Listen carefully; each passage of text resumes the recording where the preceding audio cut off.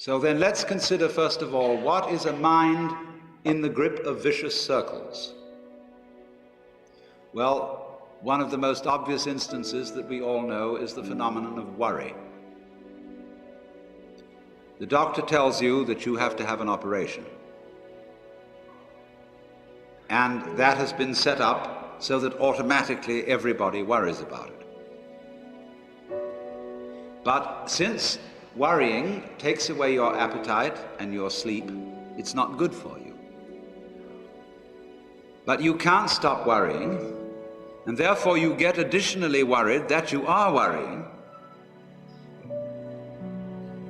And then, furthermore, because that is quite absurd and you are mad at yourself because you do it, you are worried because you worry because you worry.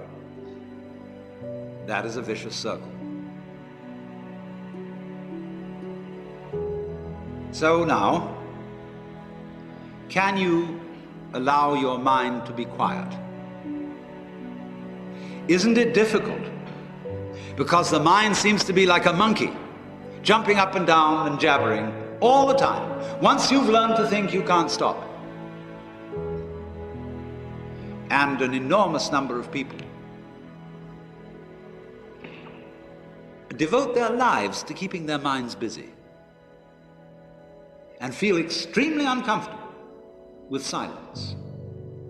When you're alone, nobody's saying anything, there's nothing to do. There's this worry, this lack of distraction. I'm left alone with myself, and I want to get away from myself. I'm always wanting to get away from myself. That's why I go to the movies, that's why I read mystery stories, that's why I go after to girls or anything that you do, or get drunk or whatever. I don't want to be with myself. I feel queer. So, well, why do you want to run away from yourself? What's so bad about it? Why do you want to forget this? Why do you want to become yourself? Because you are addicted to thoughts.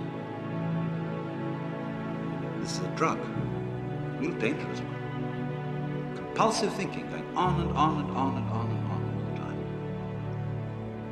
It's a habit. So there's a difficulty about stopping that activity. And you really have to stop it if you want to be sane. Because if I talk all the time, I don't hear what anyone else has to say. Then I'll end up in the situation of having nothing to talk about but my own talking.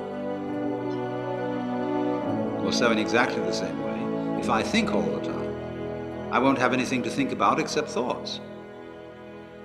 So in order to have something to think about, there are times when you simply must stop thinking. Well, how do you do that? The first rule is don't try to.